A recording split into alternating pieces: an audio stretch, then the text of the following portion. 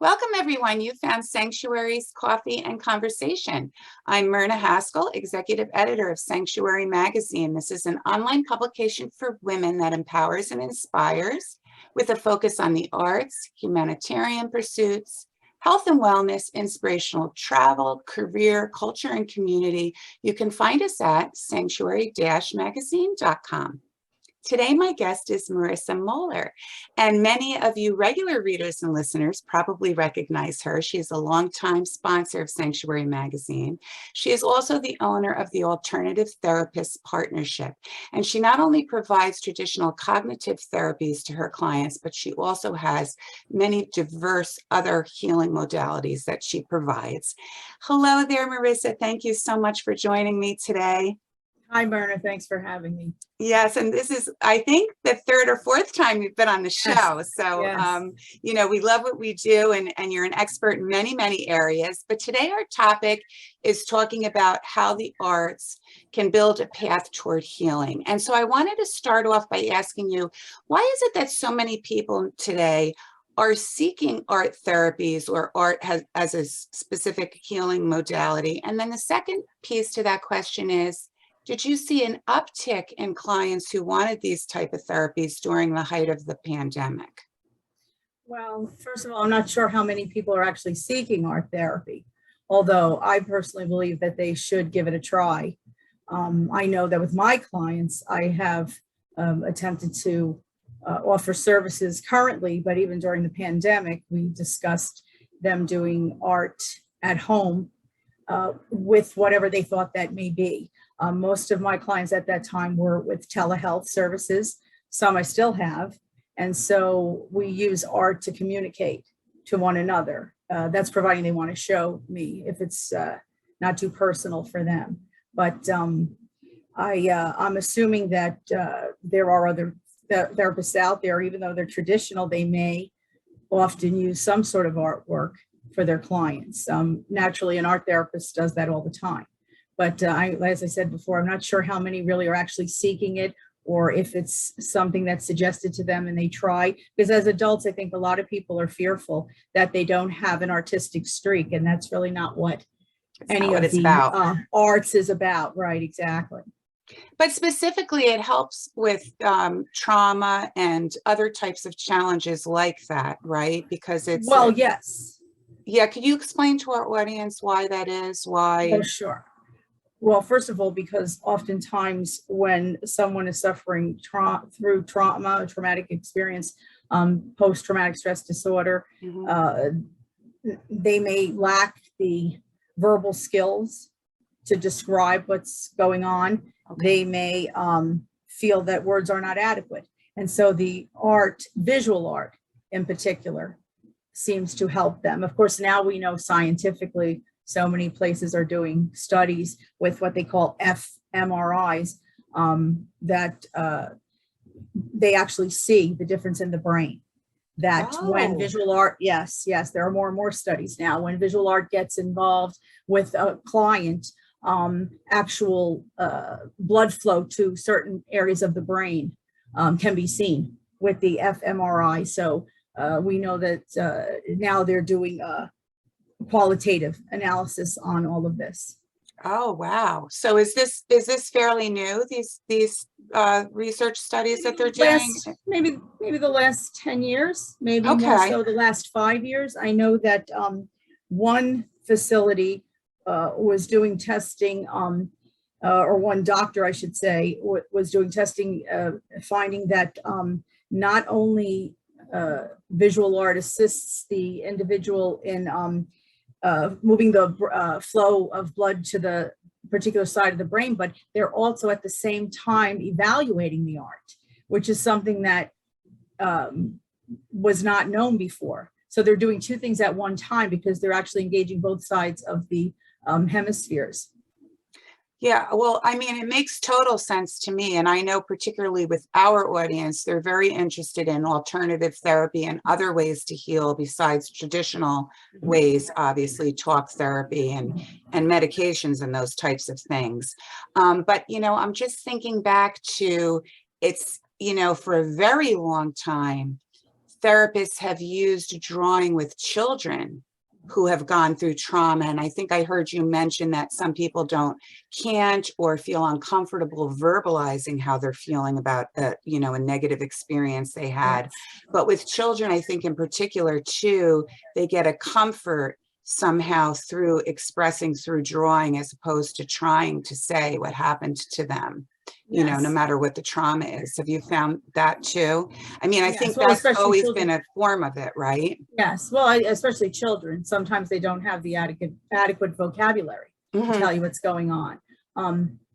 And often, I mean, I recall distinctly years ago, a lot of them, as they were drawing and playing, they would be chatting and they would just say things. So it would just come out of nowhere as they were doing their pictures. So sometimes that does stir conversation for the teenager, the child, even adults, because I've had that in classes that I've had like a small group, especially now, a very small group, and they're doing some sort of artwork and they begin to talk, and even some sort of free So the art is a exchange. catalyst to then Yes, it's a verbalizing free what's going on, exchange. then you're Yes, saying. Yes, but of course with trauma, often that's not necessarily the case. And really it's the artistic process that assists the person. I mean, and not that I'm not going to say I'm an art therapist, I'm a psychotherapist. I do traditional therapy, or Right. that's at least what I studied, was my degrees were in traditional therapy and my work with clients, but I also incorporate the alternative arts in my practice. But with trauma, often it may take a while. It's not a quick fix, but they find that they can express themselves through the art, and they may speak at some point and they may not. They may just use that artistic process to heal themselves, because after all, really, that's what I'm there to do: empower the individual to heal themselves, more or less. Right. You That's can't right. really, that's the bottom line. I mean, I'm not analyzing anything. I'm not saying to someone, oh, you painted that red because you despise your mother. No, that's not what we do.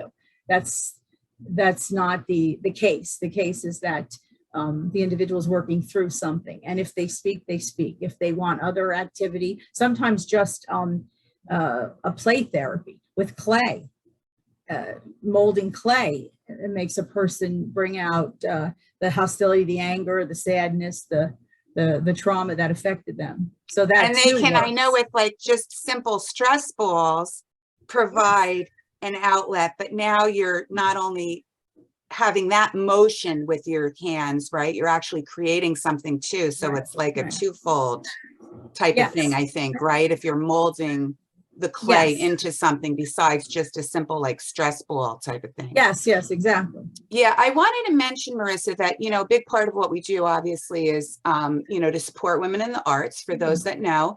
And so I talked to a lot of professional artists who mentioned to me that during the pandemic in particular, they were very prolific. They found that they were creating a lot of artwork during that time, during the closures and the isolation and all of that.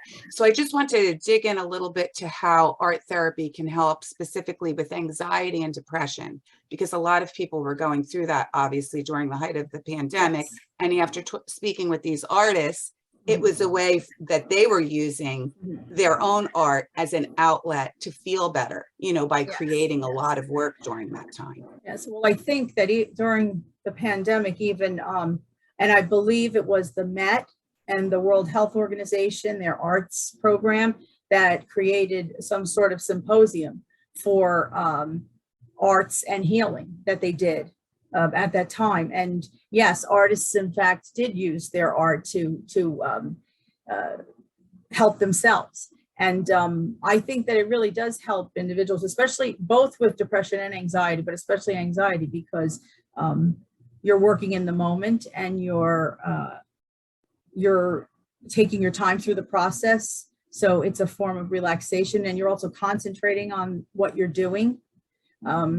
So sometimes I know that certain clients, and I found that with caregiver clients, they felt that all the stress of the everyday activities, especially a few that were taking care of elderly parents, they felt that that was a that break to the day. I think scientists have actually been testing that a good 40 minutes of some sort of art can relieve a lot of stress for the day, can make a person walk away feeling much better.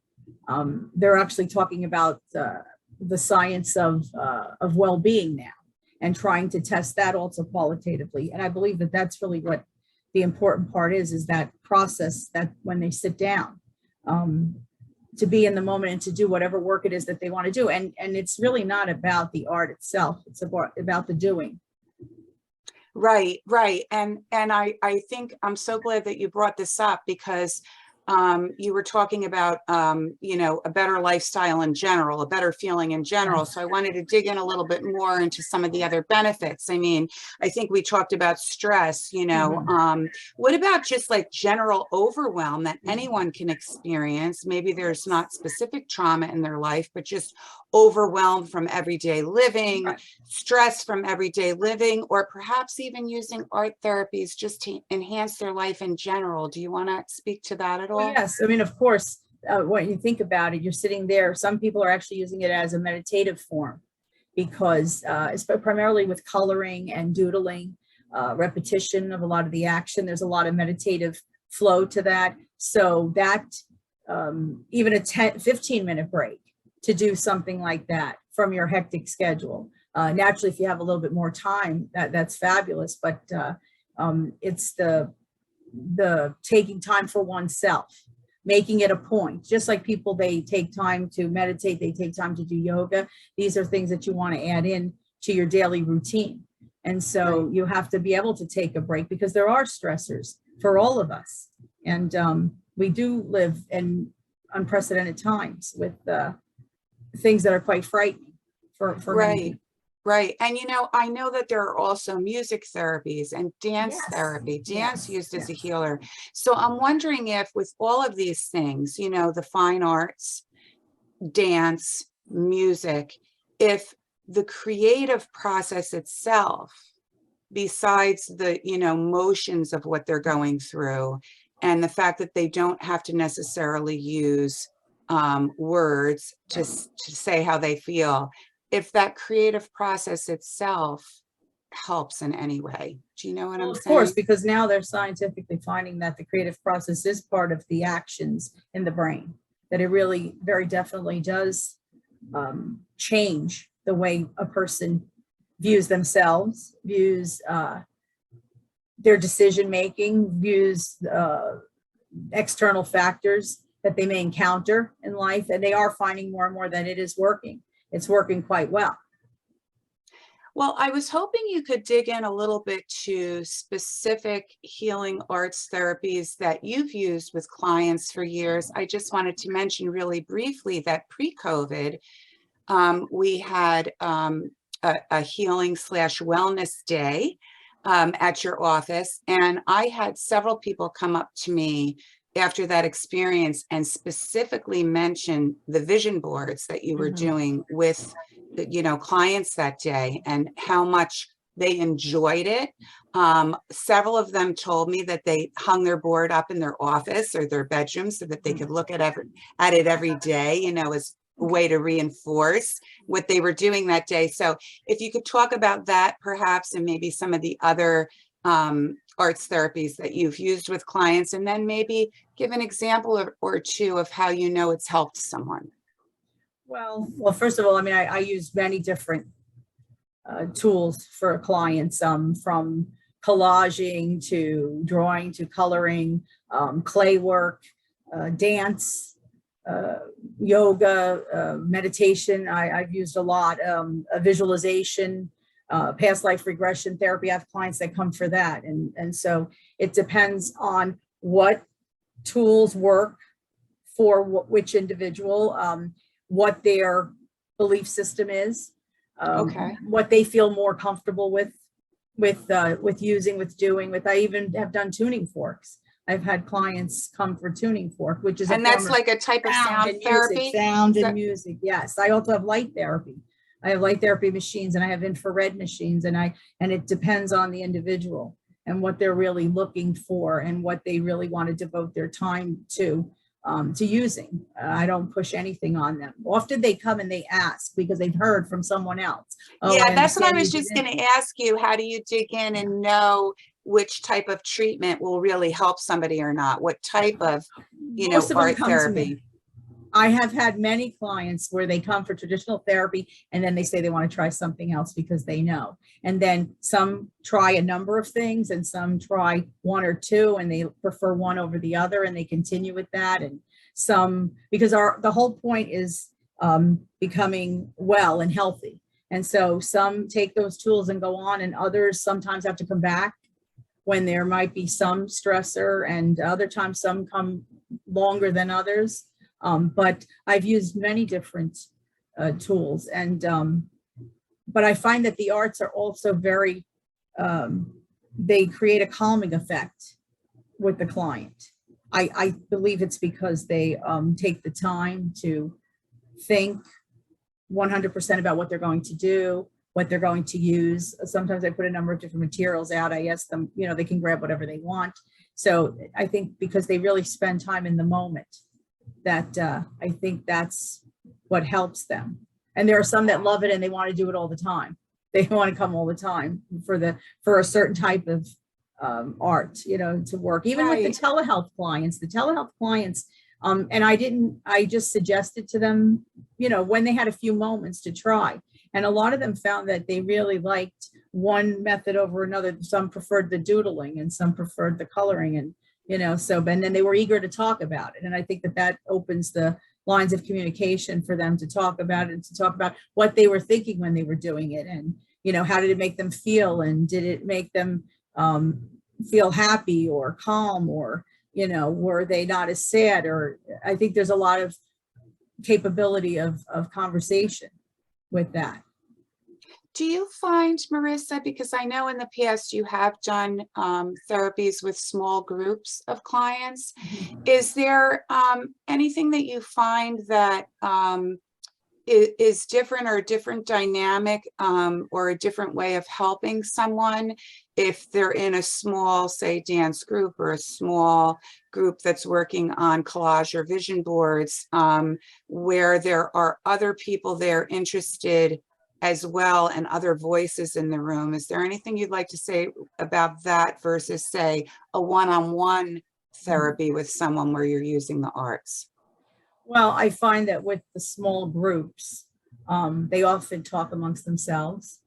I become more the moderator of the event. Some do more talking than others. And, it's a form of wellness therapy. They're coming, they're talking about their day, they're talking about things that either disturb them or things that make them happy. And so it's almost a sounding board, one with the other. But then there are those that come and they really prefer the individual. Even if they do the work at home and they bring it back, or they start there and they bring it home to finish and they bring it back, or, some begin to carry supplies. That's just what they do. They could bring their little sketchbook. And that's not to say that there haven't been traditional clients throughout my career that haven't brought sketchbooks with them. They're using art and not even knowing that they're using it to heal, but they've brought that with them to show me things, especially children and teenagers. Yeah. Do you ever find that they sort of combine the arts, say they have their sketchbook or they're doodling, but they're also combining poetry? Yes. Or yes. do you see that they do that as well? Yes, a lot. Well, yes, a lot of people, a lot of people are better equipped to write their feelings down. And so that's what they do. Even if they doodle, they still write their feelings down. Others, no, they can't find the words. They wish they could, but they can't. And so something as simple as making a mask sometimes reveals so much. It's a simple mask making event for adults as well as children, and it reveals so much to even themselves. And so you encourage them, I think I heard you say this earlier in the conversation, you encourage them to continue to do this at home outside of a particular therapy session? Oh, sure. I mean, they don't have to. Well, some of them want to bring it home because you only have so much time, right? Whether it's a small group or one-on-one, there's only so much time, and some want to bring it home. They begin to get find that they want to work on it very intricately, and they bring it home. And so some want to bring back and discuss it. Some put it up, and they, especially people that find that it's relieved stress for them. I find mostly with the caretakers, they like to put it up and see it, and it reminds them of that few moments that they could take for themselves in an otherwise, busy, hectic day. So I do see that happen often. But yes, I mean, I encourage them, if they want to go home and they want to take their time to finish a project, or they want to start something else that they find helps them to relieve stress, helps them to meditate, helps them to feel better about themselves, or in a moment of sadness, they want to grab something, and it could be anything. It could be even fiber arts. There's some people that like to work with fabric and different fibers, and that's what they like to do.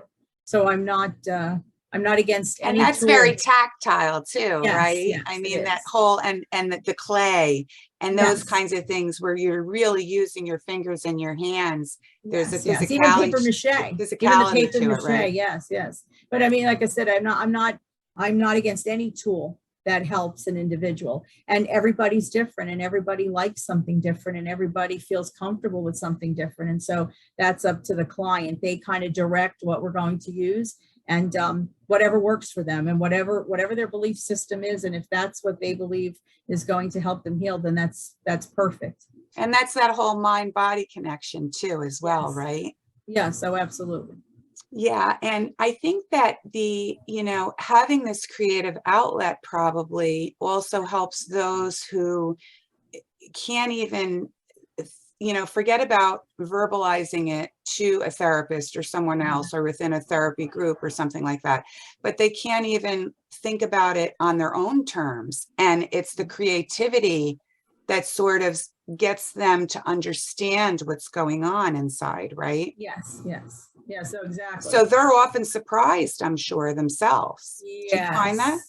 Yes, and I think often they're surprised at just exactly what they vocalize, even to strangers in a group. A lot of them are very surprised. Some have actually said, "Oh, I can't believe I said that." Yeah, I could see that. I could see that. So you had mentioned that you do virtual services. You mentioned Yes. a couple of the types of therapies you have. I know that your therapies are very diverse, and people can visit your website for that. We'll put that up at the end of the show. But I was wondering if you want to just talk a little bit about your philosophy as a healer and as a traditional therapist, and any other things that you would like to let our listeners know if they need to give you a ring and ask for help. Well, my personal opinion, as I said earlier, was that my job is really just to empower the individual to find whatever works best for them to heal, to make sure that that while they're healing, what they use doesn't do any harm. So whatever it is that they like to do, if you want to do sand art, to me, that's fine, because that may be something that you like, and that gives you the impetus to talk. It gives you the capability of expressing yourself.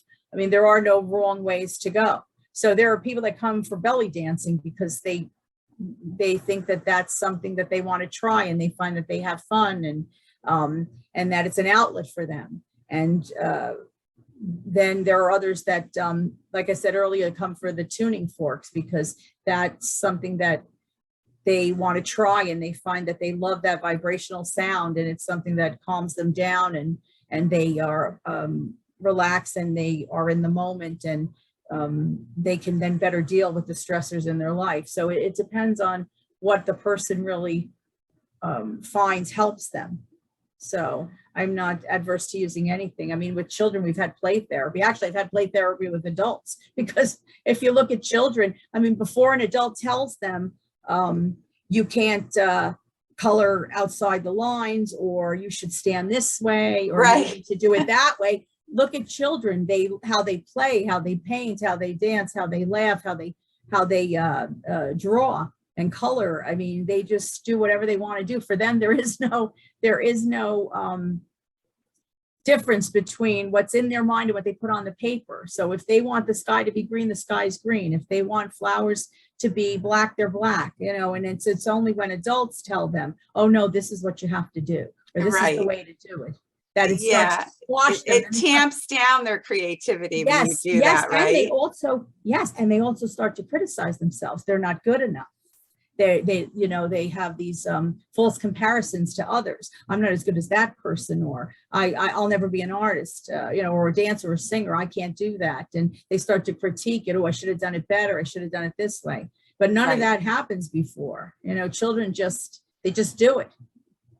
And so I'm hearing too with your philosophy that there's more of a sustainability. In other words, if you're helping the person to help themselves, there's going to be more of a long-term healing process that moves on and makes their life in general better, all things better, their day better, right? Right. Yes, exactly. Now I'm talking about people that are looking for wellness in their life, healthy living in their life, living in the moment. But of course, there are individuals that traditional therapy does work for them. And I'm not saying that I'm against that. And I'm not saying that an individual that might need medication shouldn't obtain medication from a licensed psychiatrist. That's not what I'm saying. I'm saying that these forms of therapy are in conjunction with the traditional forms of therapy for people. But it very definitely can assist those in trauma, those with traumatic brain injury, they're finding now. With traumatic brain injury, they don't even know, they really don't have the vocabulary, but they are able to work through many things. Now, is it a question of redirecting things in their brain to function because of the art that they're doing? That could be the case, but I would never say don't see the medical doctor because you've had a traumatic brain injury. I believe wholeheartedly that they can work together. Right.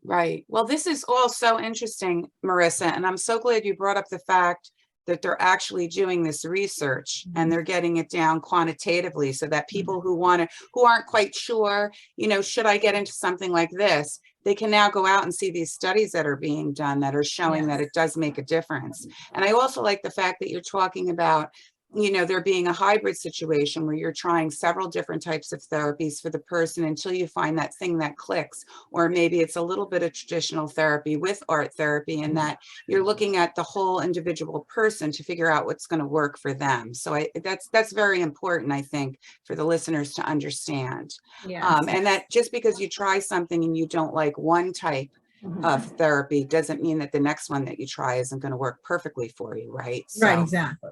Just like with therapists, I mean, not everyone that would come to me maybe wants to continue to come to me. That's fine too. You need to find the person, the method, the tools that work right for you. So whatever that whole